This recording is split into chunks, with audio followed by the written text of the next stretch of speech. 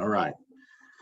Welcome out to our record retention schedule and teams workshop. So we'll begin with records retention. Now, as you know, I'm very loose with things. So if you have a question as we go through here, please don't hesitate to stop and ask your question. So first, I'm going to share with you resources that are available, and then we'll get into the actual schedule itself. So on the screen right now, you should see the State Library's website.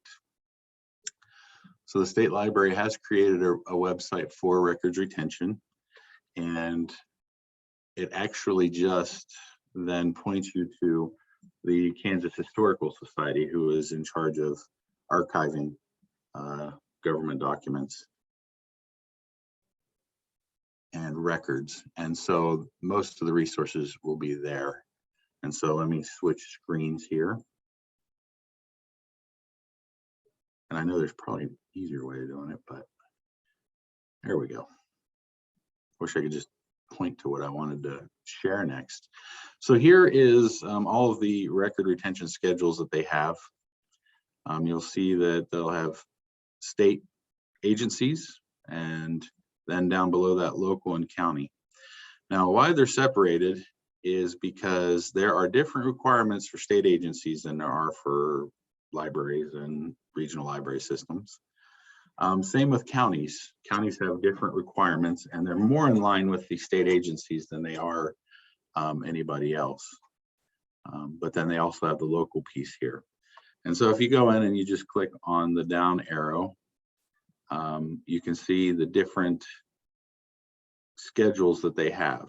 And these are basically examples of what one would look like. So let's just go to a conservation district, hit search. And so it'll give you an example of what a records retention schedule would be for a local government conservation district. And so as you go down through here, it has different things that are associated with that. So it's kind of a neat little tool to go out and see other examples of what people are doing. Now, one thing you'll have to keep in mind again is that anything that's county is going to be a lot different than what we need to do. And so sticking with groundwater management and things like that is going to be, those are going to be the ones to kind of look at as examples. All right, let me switch my screen again here.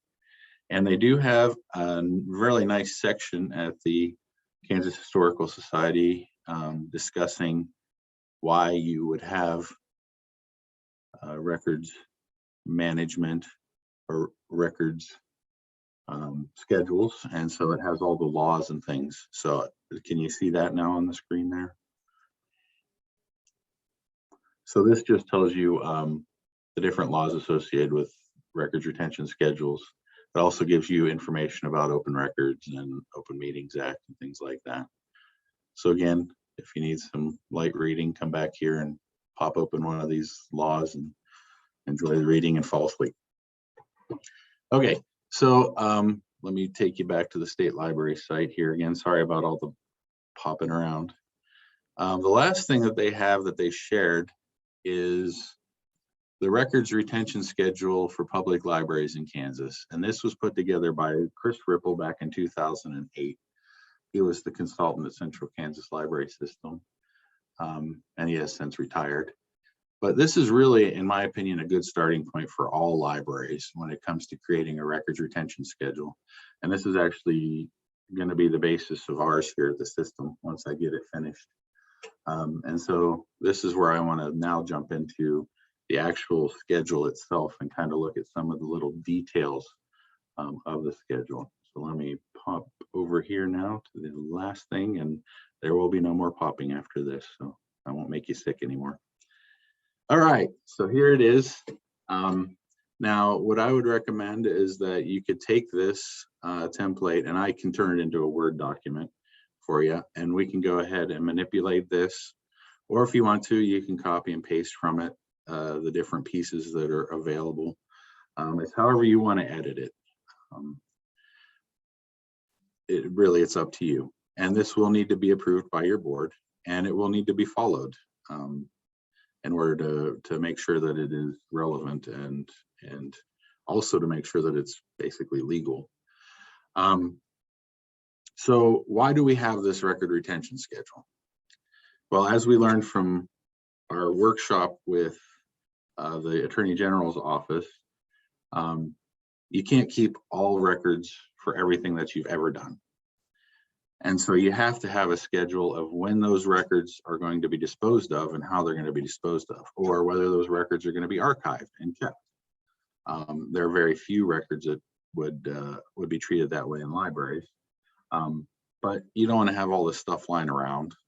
And you just want to be able to get rid of it, not just like our books, weeding our books out. So also it protects us from needing to, for instance, go and archive our social media every day and keep an archive of that social media. And really the biggest thing that the Attorney General's office said is look, if there isn't a record, then there can't be a request for that record. And so if your retention schedule says we only keep it till useful and somebody requests it, well, once it's past its use, it's gone, it's destroyed or whatever. And so there can't be a request for a record that doesn't exist. And I'm not saying that to find the loopholes in the law or anything like that, but just to let you know that that's one way that we can assure that that things like archiving our websites, we don't have to then pay for that and spend time doing that and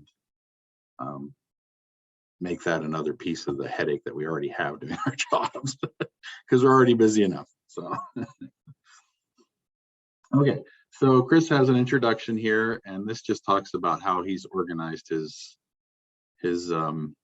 record schedule here. So getting into it, he broke it down between confidential files and I believe it's non-confidential, and then he has another breakdown. Nope, that's it, just the two. Okay. And so he talks about, for instance, accidents where employees are exposed to something, blood, chemicals, or whatever. How long do you keep those? Okay, now these are his recommendations. And so he recommends until employment ends plus 30, which would be 30 days, I'm guessing. This is the one plus I couldn't figure out. And then he says here after it's done, you destroy it. So shred it.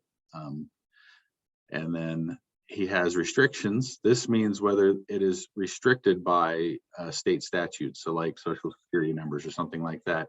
He'll have a statute here identifying that is restricted and you can't share that information out with just anybody that makes a records request. It would have to be something more like subpoena and things like that. And then of course he has here the date approved. So I would just make one date approved at the bottom of the document instead of each one of these being approved, so that you could go through it as a board and talk about the whole thing and then approve the whole thing all at one time.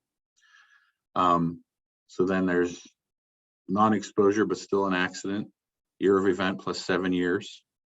And so he goes on and he gives a lot of good examples of information and keeping it. One thing, there are a couple things though that I don't think are applicable today, like network usage logs. I don't think that we keep network usage logs anymore, and things of that nature. So anything that you see that doesn't seem to fit, you can toss it out. Or if there's something that you need to add because you do keep those records, then we need to add it.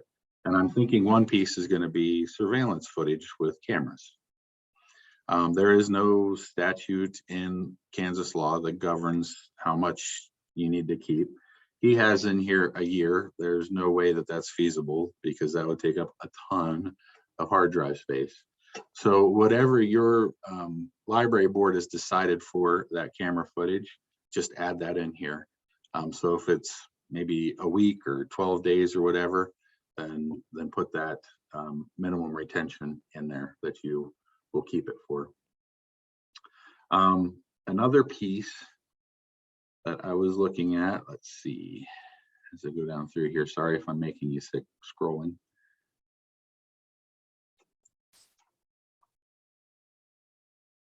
Okay, yeah, and it does talk about bylaws and minutes and things like that, making sure that you archive those.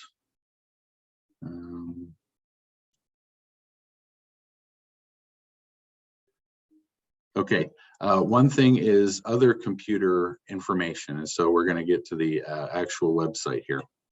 So this is where I would have the computer website. I would say retain while useful. I would have another section that would be, and you don't have to have the computer header. I think you could just use website. I would have social media then, and I would have a little description of social media and maybe how you use it. And then I would come down and I would say retain while useful, which means then you're not going to have to archive every day of your, just what's on the screen that they can see for your social media will be what they get. And once you take something off of there or down, then it's no longer useful and it can be removed. And so that's the piece that really comes to that company that was asking to archive all of our social media. That's the piece that we can use there to not have to do that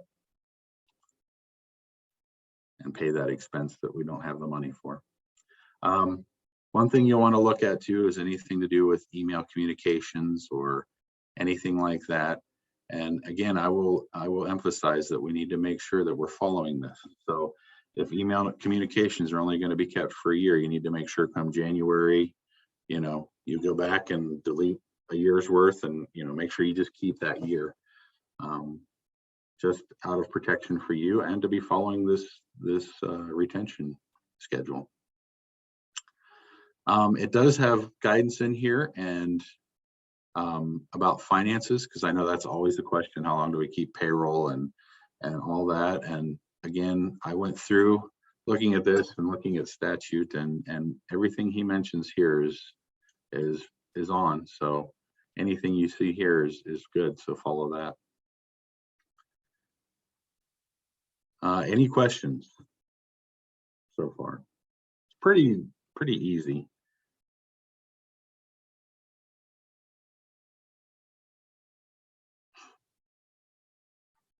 Okay. And then at the end, in the appendix, again, trying to not make you sick as I scroll here.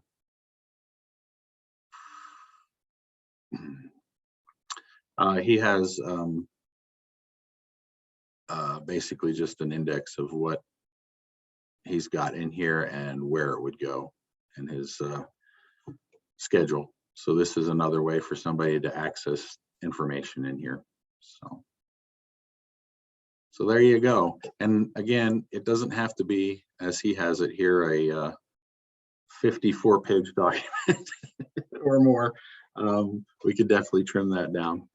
But just take some time and go through pieces of this, find out what you want to have in place, what you need to have in place, and do it and get it approved by your board and share it with employees and make sure everybody's on the same page. So would it be beneficial if I created a Word document of this so you could take and play with it? Anybody? Because I can, we have awesome software that turns PDFs into Word documents. So I can definitely do that. Or if you want to just copy and paste from the PDF, you could do that too. So actually just let me know if you want it in Word, I can do it. Just shoot me an email or put a note up on Teams or whatever. Any questions? George, on the email, what I'm thinking, are you kidding me? I couldn't keep a year's worth of email.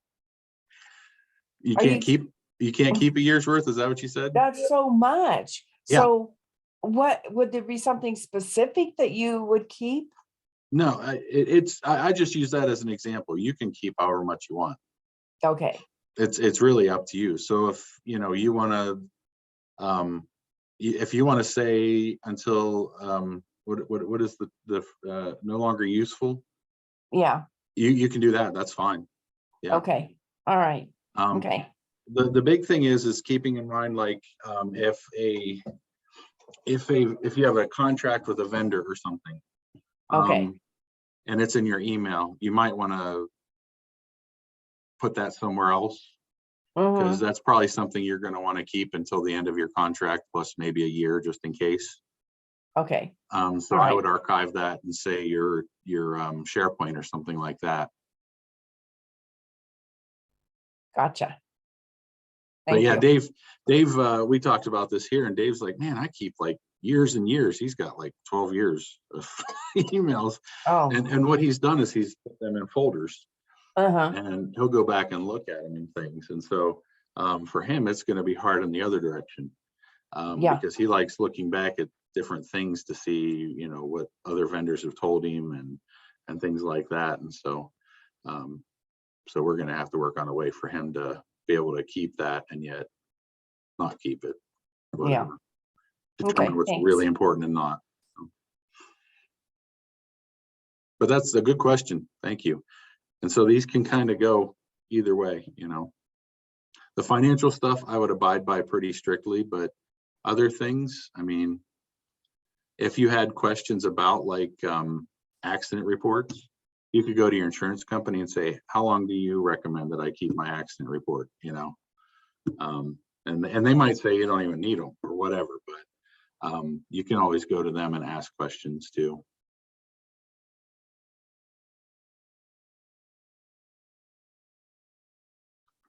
Anything else?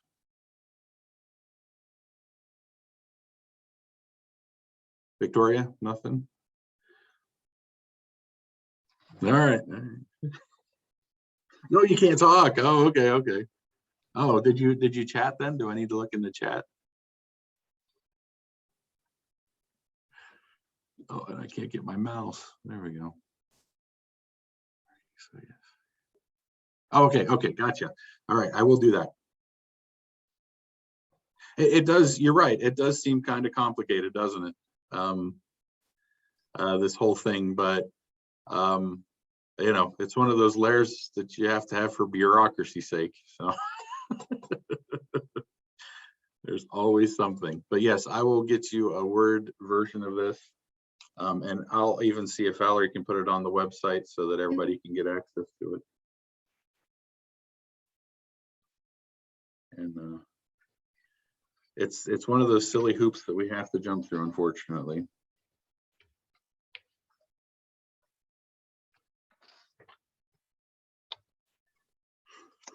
And if you have any questions about it as you go through it, please let me know. I mean, if you're going through it and you're like, I don't know what they're talking about with this one, what does this mean?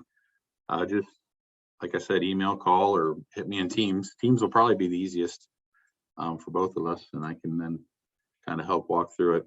And if you'd like me to look at your finished product at the end, that's fine too. Yeah. Okay.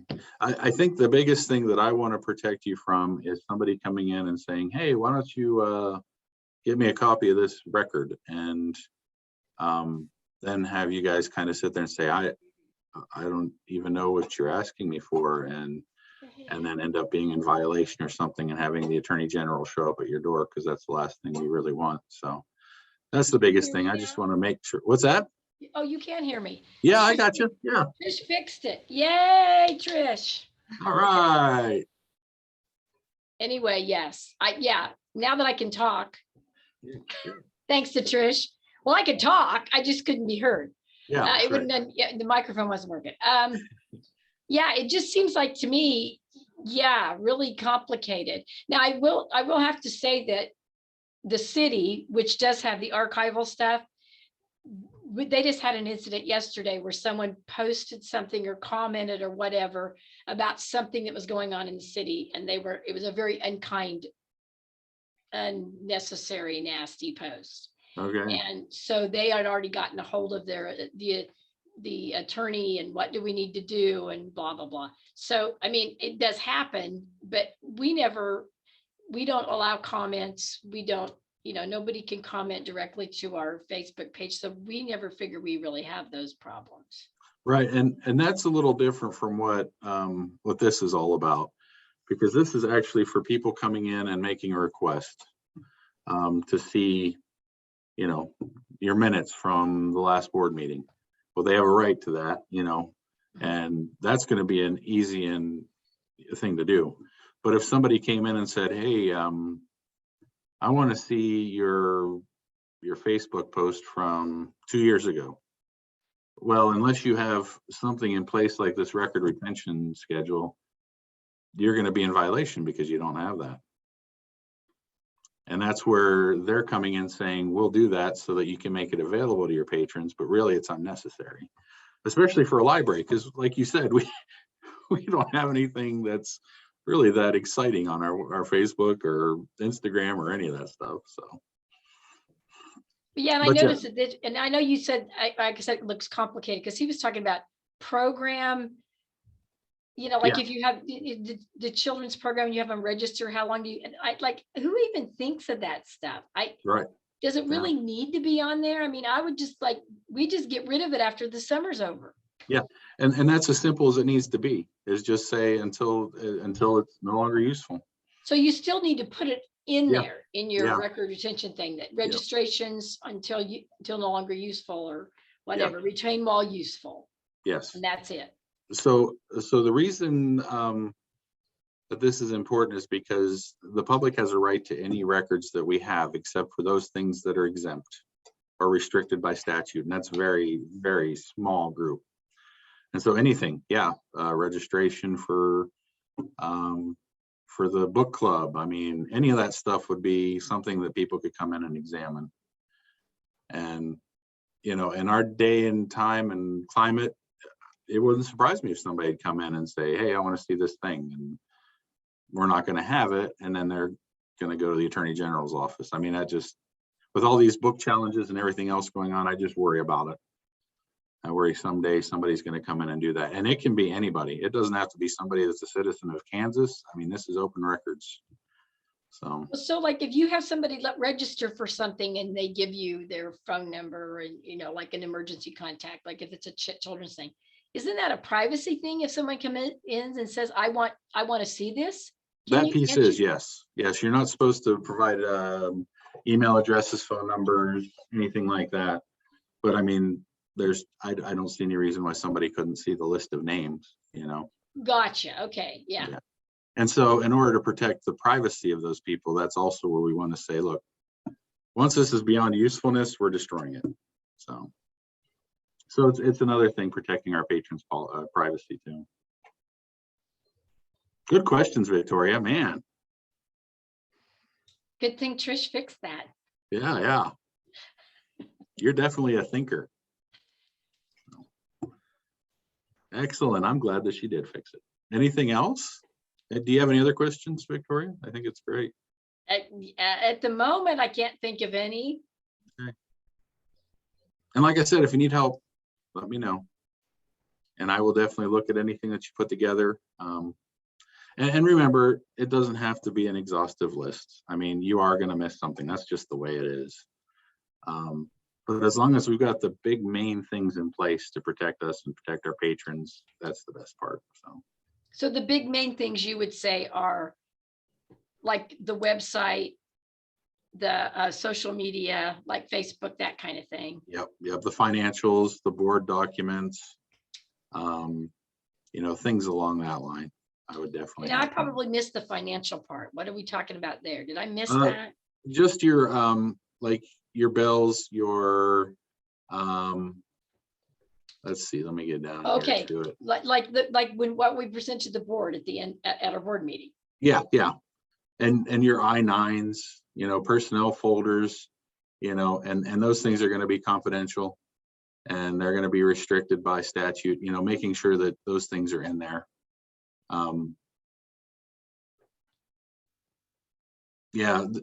As I go through this, I see things where I'm like, I'm not even sure I even understand part of these either. So I know, because it just looked like a crazy lot of stuff to me. Yeah.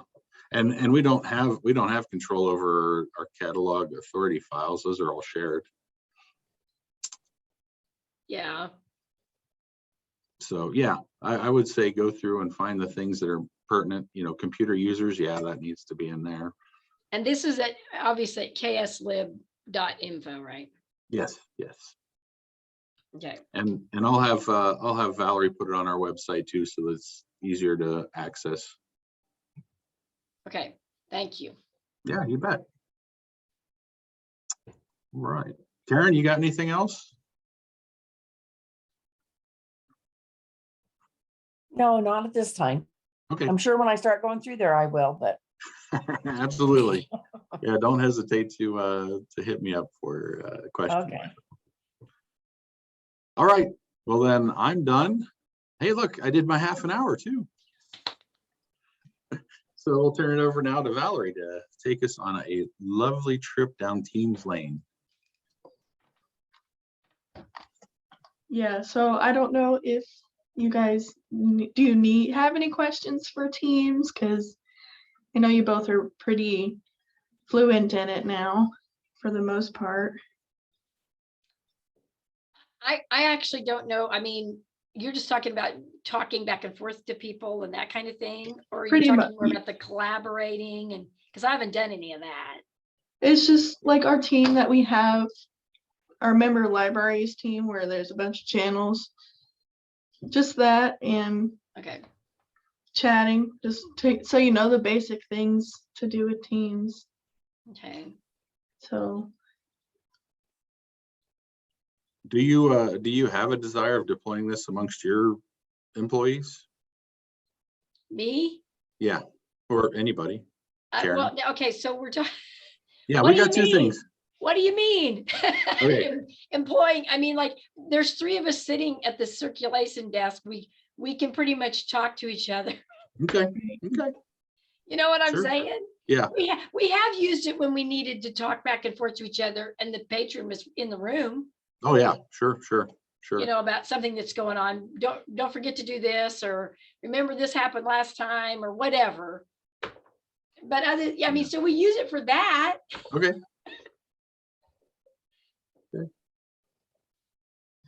Karen, do you have anything? I don't, not at this time.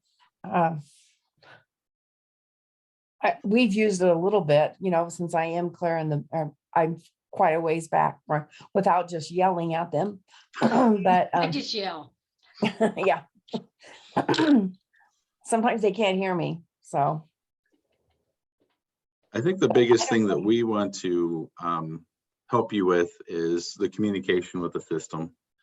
Yeah. I kind of figured you guys wouldn't want to deploy it amongst staff because, I mean, you're all within reach of each other. So, Right. But it does come in handy for, if you have something you need to be talking to them about and the person's, right in the area, you don't want to be, making them paranoid. Plus you don't want to be missing something that somebody might need to know. So that it has come in handy for that. But yeah, for the most part, like we're all like out there together. Yeah. Just to give you an example, we do, we're using it right now for coordinating anything financial, timesheets. They turn in timesheets on there right now. Anything technological that we need to know about, Dave will put in there. Basically anything that we want to make sure everybody knows at the same time, we just toss it on there. When we have discussions about rotation and interlibrary loan, a lot of that happens on there. But we also have people that are traveling a lot and people that aren't, that are doing different things. And so we're not sitting at the same desk. So Yeah, makes we a are. difference. Yeah. But yeah, the big thing is we want to be able to use it to communicate with all of you and get information out to you. And that's why we've created all the channels that we have and are using those just so that we can get that information out to you and you can find it in one place instead of trying to look all over in your email and things like that. Yes. So that's the little red thing. Dave got, this computer, that's another reason I couldn't get the audio to work, because it's the new one. But he put the little, I want to say it looks like a little O turned sideways, but it's at the bottom in the task tray, and it automatically comes up every morning. Oh, right. It's not Teams, it just automatically comes up, but it has Word and it has all of that stuff. Is that kind of what you're talking, it isn't Teams, it's Okay. like Microsoft 360. Oh, whatever. Yeah, that's just like the web portal. Basically, Okay. it just takes you to the online version of all those apps. Okay. Do you want to So, show yeah, her, 'cause that's Val? different. I don't have that on my computer. No, I mean, show her the Teams. yeah, Teams, the Well, yeah, because I mean, I channels. do the Teams thing. I mean, I have to bring it up separately every Right. morning because Yeah, I do too. because that popped up, and I mean that Dave just put that on there. So I'm thinking, well, was this more important than Teams? That's what I'm asking at. Oh, okay. Yeah, So no. they're two separate things altogether. Yes, Yep. correct. Now the channels that I'm talking about are on the side in Teams. They're on the left-hand side. Yes, because I have looked at the. I mean, I bring the Teams app thing up all the time too. So yeah. Okay. Yeah. Perfect. Yeah, and there is a way to make Teams open automatically when you turn I've your had computer it on. open automatically before. I'm also going to not have that Microsoft 365 open automatically now. Right. I was like, why does this dumb thing keep opening? I don't need it. I don't think. Now I know I don't need it. Right. Yeah. That's funny. Well, I did. Yeah, I'm learning to open Teams because, and yeah, I know I can make it just automatically pin it and make it go to on start, but because occasionally I get something through the email that says your team members are trying to reach you. Oh, I better do something here. So yeah. Yep. Awesome. Well, remember, if you ever have a Teams question, Val's your gal. Hey, that rhymes. Val's your gal. I like that. Yep. So yeah, anything at all, really. It's easy to respond from my phone if I need to. So Yeah, that's the cool thing. It's on my phone too, and it actually will notify me, hey, somebody's trying to get a hold of you. So Mhm. if I'm capable of answering it. I think probably one of the weirdest things, which is like, and I mean, it's not important at all, is that yesterday, it usually has a little check that I'm available or whatever. It had a 0, like, or a white dot, unable to find out, whatever it was. And I'm like, how do you change that? I saw no setting to change that at all. Oh, um, mine is based on my calendar. And so if I'm in a meeting, mine will show that I'm red. Yeah, like right now, I've got a little green check that means available. Okay. But yesterday it was like white, a white dot that unable to, I don't remember what it said now. But anyway, I just thought, well, that was kind of weird. So well, I don't know that I can screen share with you right now, but when you open Teams, there's Yes. your initials in the top right corner. It also has that check mark. You just have yes. to click on that, and where it says available, you can click on that and change it to busy, do not disturb, or appear offline, or be right back. Okay, you're not clicking on the picture. No, there's the little available text right there. Click on that text. I don't see any available text. Okay. I just I mean, I got shared it my when I screen. hover over the picture with the green, it says available, but Yeah. I don't see any. Yeah. So you try clicking on the available, like the word available. It goes away as soon as I go to it. Are you on Teams over there? Yeah. Okay, I'm hold showing on. you. Okay, so So right up here, your picture. yes. Let's see And when then- I click. Okay, I clicked on the picture. Hold on. And then it should say available. And then there's a down arrow, tiny little down arrow. And if you click on that, it gives you options to Okay, change it to. on the picture, click Yeah. on the picture. Set status mess, no. And then what tiny little arrow? I don't see any tiny little arrow. Right here. Can you see my screen share? Oh, wait. Yes, okay, got it. Okay, got it. Yep. Like I said, this is totally unimportant, but got it. Okay, thank you. Yeah, it is, but hey, at the Right. same time, we look at that when we're trying to communicate with you. Well, It's like, yeah, oh, because I she's was like, well, offline. it's white. I don't know what that means. Yeah. Like, Right. okay, thank you. Yeah. Okay, well, And it is a little teeny tiny down arrow. Yeah, it yes, is. It's very, really very small. Yeah. Okay. Well, very good. Well, if you have any other questions, let us know. I guess we'll stop recording and